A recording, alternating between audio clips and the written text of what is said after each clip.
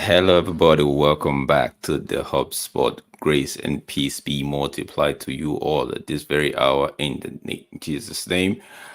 Yes, we're back with the rounds. We're back with the rounds for today.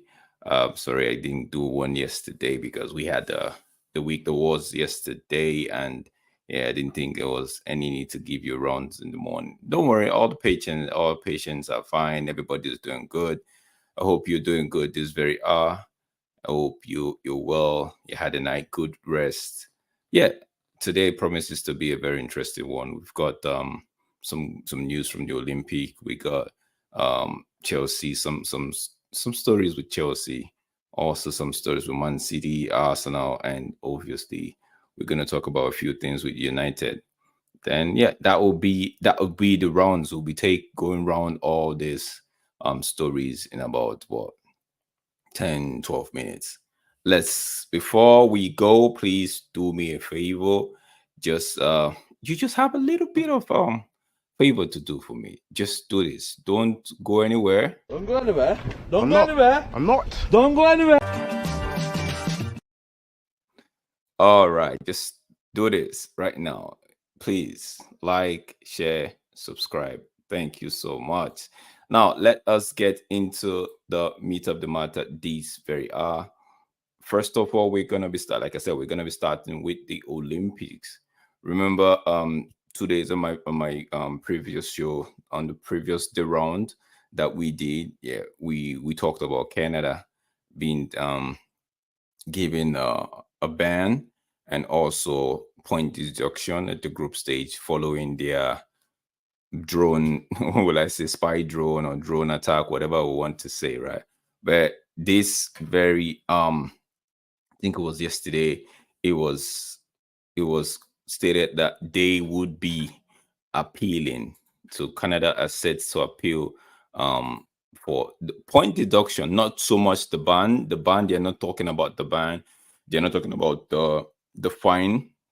So remember, I said they had this we call the drone gate scandal that it hits the Olympic, where it was alleged that Canada actually used the drone to spy on their New Zealand counterpart, which they ended up winning that game 2-1. But I think the New Zealand team, like I said before, reported and all of that. So the investigation, and Canada was found wanting in that regards, and the association FIFA gave Canada a 1 year. The head coach and two other personnel were given a 1 year ban, but this 1 year suspension, and also the Canada Soccer Association was fined 175,000 pounds.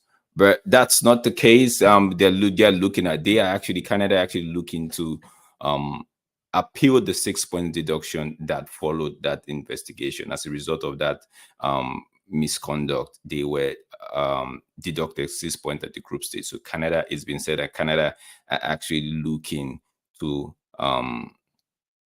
appeal that 6 point deduction.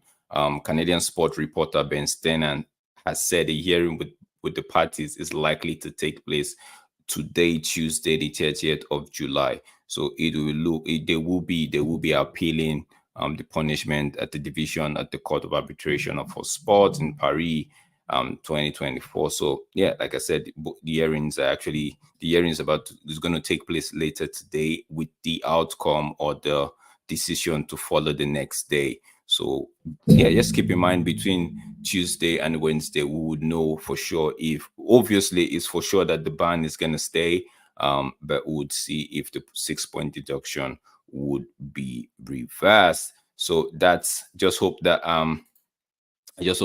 Canada are able to get maybe the 6 point deduction overturned. You know, it was the people that were involved, they've been banned. So let's see. It might just, for me, when I read it at first, I was like, this is just too much. 6 point deduction.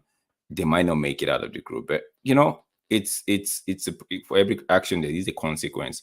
Still staying with the Olympics, I'm just going to give you a rundown. I know a lot of people actually keeping an eye on the Olympics, but I'm just going to give you a rundown of what's happening in terms of the the medal table, right? So the medal table, it's Japan right now sitting in first position with 6 golds, 2 silver, 4 bronze, with a total of 12 medals.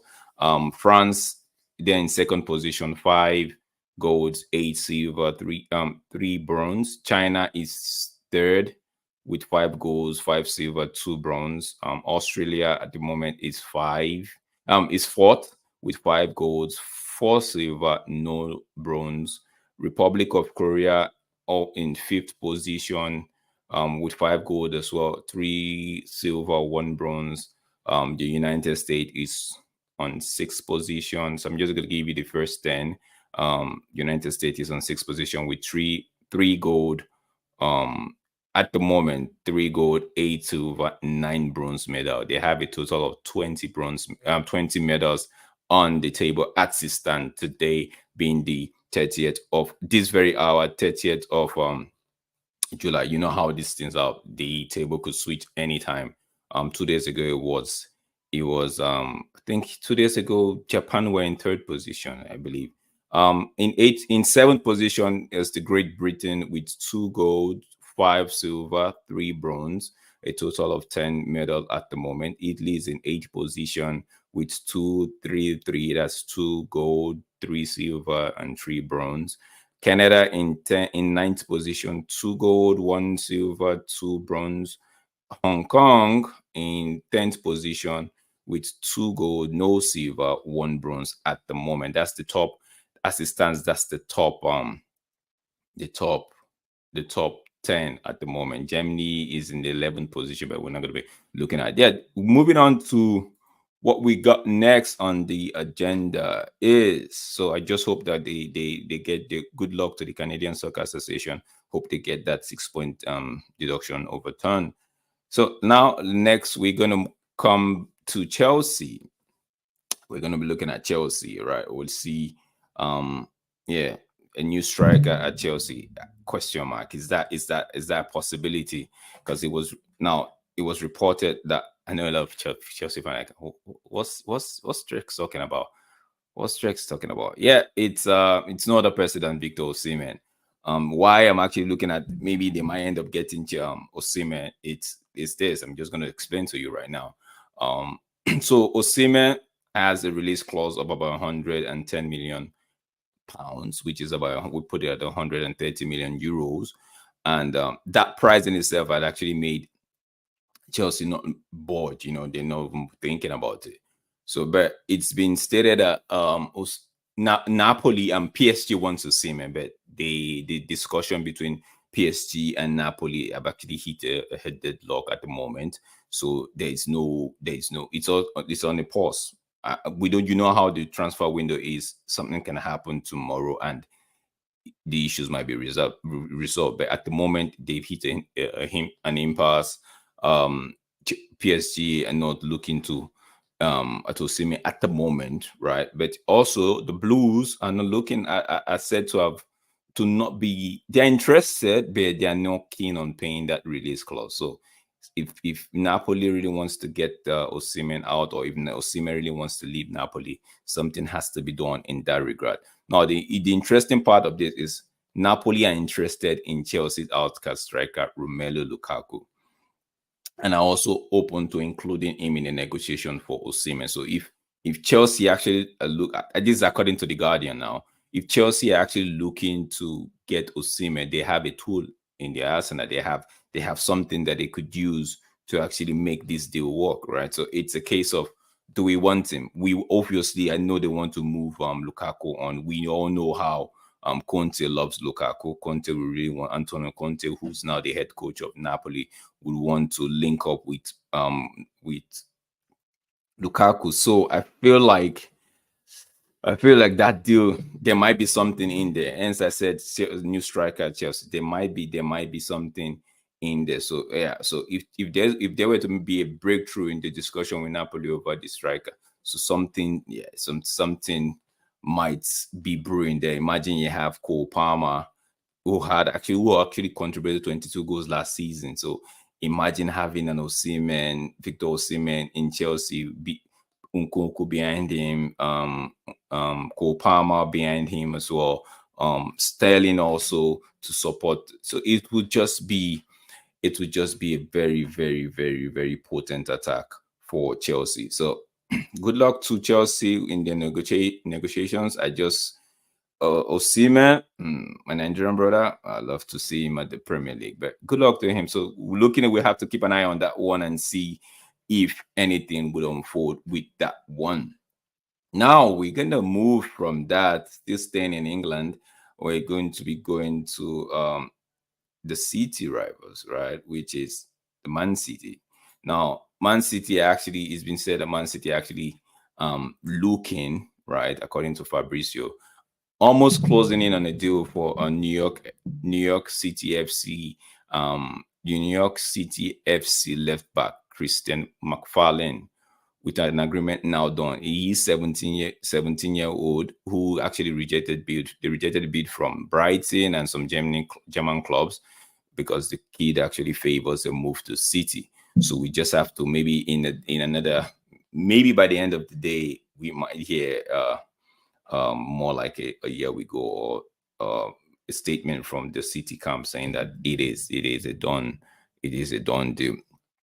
So yes, this time with City, Barcelona have come up with a fresh proposal for Joao Cancelo, in which they pay Man City a 7 million loan fee for this 2024 the new season. So with an obligation of 18 million transfer at the end of it. Now, so it is you all know the history between Cancelo and Pep Guardiola, how he went out. So they're looking. So Barcelona actually still trying to talk to Man City to see how they could actually have him for loan this next season, with an obligation to buy at the end of the season. It's crucial because the La Liga club will also take care of the player's contract rather than City's. So it's more like they're taking everything away from City, according to the Daily Star. You already know Savinho is in City already. Also, Sergio Gomez has moved from City to Real Sociedad in a 10 million permanent transfer, and City actually have a 30% sell-on clause on that one. City, they sure know how to do some of these deals in a very astute manner. The backup goalkeeper is looking to extend. He has extended a 1-year contract extension until the end of the 2025-2026 season. That's the rounds for City at the moment. Now let's go to the other side. If you know me well, you know I don't like these guys, but we're doing the rounds. We have to check on the patients. We have to make sure everybody is intact. We have to make sure that they have 15 over 15 in terms of the GCS. So let us go. GCS is a Glasgow Coma scale. So for those of us that might be thinking, what's Drake saying? So let us move on to the Gunners, who had just let one out. They just confirmed Calafiori coming in. Ricardo Calafiori, the left back. Okay, he's from Bologna. So it's been done. It's been sealed. Arsenal just signed. Yeah, this is the news. Arsenal just signed Italian defender Riccardo Calafiori from Bologna for a fee of up to £42 million, including an add-on. So it's according to what Calafiori said, is the minute he had the discussion with Arteta, he already said, "This is where I'm going to. This is where I want to be." And as a football club, right, as a fan of football club, you want players that are actually sold on the idea of the project that your team is actually working on. So for a player to say, "This is where I want to be. This is where I irrespective, having had the first conversation, this is where I want to go. My heart is set here." He's already packed his bag and all of that. So it's a welcome. One could say it's actually a welcome attribute for the fans. They knowing fully well that this player will give their all, right? You could say whatever you want to say about the finances and all of that, but you can't take it away from the player that they, after having the conversation, they said they want to go there. Still sticking with Arsenal at the moment. Don't forget that Arsenal just made pure profit in terms of the outgoing of the midfielder Emil Smith Rowe for 27 initial 27 million pounds with a potential of up to another 7 million in add-on. So a total package of about 34 million pounds, if I'm not mistaken, right there, which is pure profit. So 27 guaranteed and 7 million in add-ons. Fulham just made that agreement with Arsenal. So that deal is set to be done. So it's a case of one out, one in for the Gunners. Now, also, now having said that, I would want just speaking a little bit on that, I'd want this will lead kindly into my own club, United. I would want to say Fulham, please. I know there's a report that says Fulham would looking to come back for another bid, put in another bid for McTominay. I'm gonna say Fulham. You would need McTominay. You would be needing McTominay. But that's not the bit of rounds I'm doing for United at the moment.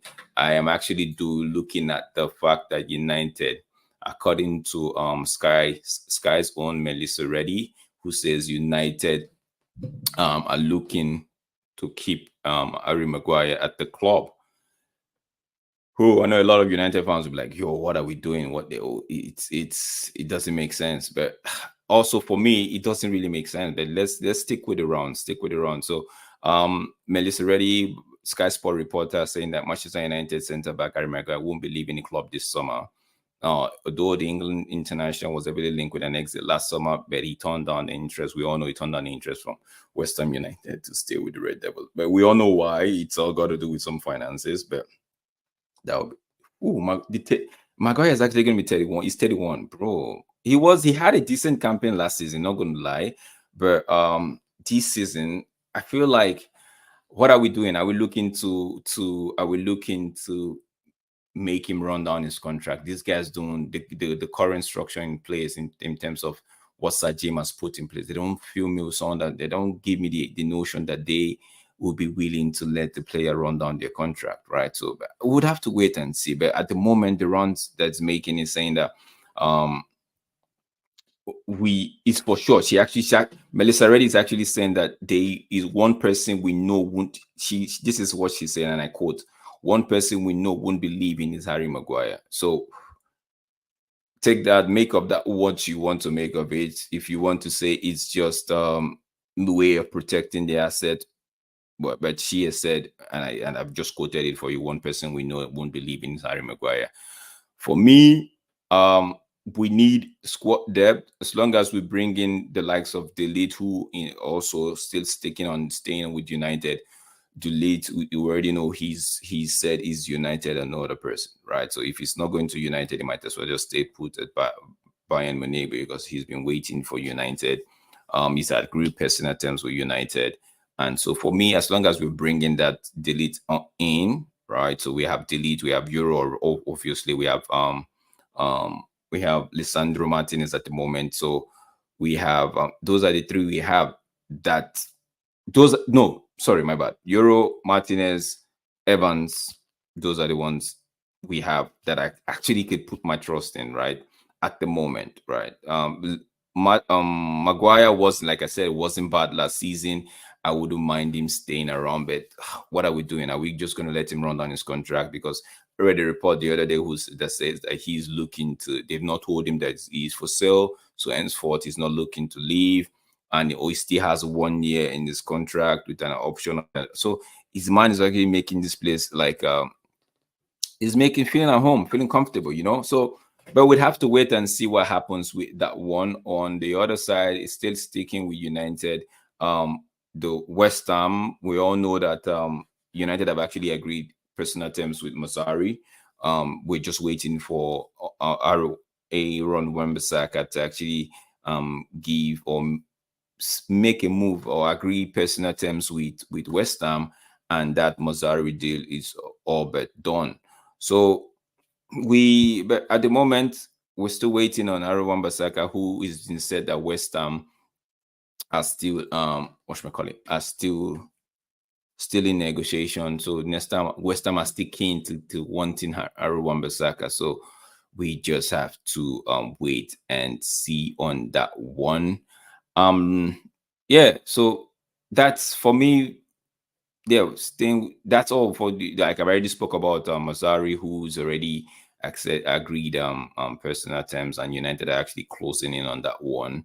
That in itself, I believe that should be done this week. It shouldn't go past this week. The lead Mazzari should not go past this week. But who am I? I'm just a fan, you know.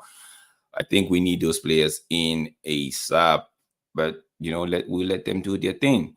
That will be all for my rounds this morning. Yeah, just to give you what's the Browns and just take you through the I think I might have one more icing on the cake for you guys. I think it's going to be in Spain, where Brazilian star Hendrick actually said that one of the reason why he came to Real Madrid was because of the GOAT CR7. So yeah, and also Mbappe has looked to I think Mbappe has looked to place what's the word now? Mbappe has gotten a hold more like a stake in a France League Two side. How do you pronounce Caen? Is it CAEN? Okay, maybe a French person will be able to tell me how to pronounce that. But he's looking to take a stake in that football club, like a part owner in that co-owner in the football club. So these are what's making the rounds this beautiful morning and this beautiful hour. So yeah, I hope I'm able to take you through the rounds. Is more like yeah, looking for, if there's anything that comes up, I would definitely put it on the next round. And I hope that, yeah, don't forget, we've got on this channel, we've got possible outcome. That I can't wait for the season to start so we could get back on possible outcome. But watch out for a more like the before the a pre one before the Community Shield. We might just put possible outcome, having looked at what the several clubs have done in the Premier League in terms of outgoings and incomings. Right, we might just be able to do a possible outcome where we just give you more like a prediction, where we think possibly where those, what would be the possible outcome in terms of the league position for those clubs, right? So yes, you wanna stick around, you want to subscribe if you haven't done so. Turn on the notification bell, because possible outcome tends to be a very, very interesting show. Also, be giving you a little bit of tidbits on the FPL. I think Tesh, actually, I don't have the link. Maybe on my next round, I'll be able to post the link and tell you. I'll put the links up though for the FPL and the description of this video, so you could actually go in there, join the Fantasy Premier League. It was actually Mark N of Mark N MUFC fan channel that actually created that. We're a community, so the links will be in the description of this video. You just find it there, click on the link, and you are good to join. You never can tell, there might be tangible reward at the end of the FPL season. Guys, it's been your boy, it's been your host, Admiral Drex, doing the rounds with you this morning. Until like I said, don't forget to like, don't forget to share, and don't forget to subscribe. Also, we've got the week that was, which is also on a Sunday. It's the week that was, is where we just look at everything that's happening in the world of the prior week, and we actually talk in depth. You see, I'm just taking you through the rounds. We actually talk in depth on go in depth on those discussions on the week that was. So guys, feel free to stay connected on the week that was, possible outcome. Also, we also have 2 bits of new show that will be coming up once the season start. Yep, do well to like, do well to subscribe if you haven't done so. Thank you so much to the 223 persons that have actually subscribed. I really appreciate you. Until I come your way again, please just stay safe. And I'm going to leave you with something that you could just take. I leave you with this, but also please don't forget to like, share, and subscribe. Catch you all later. Bye for now.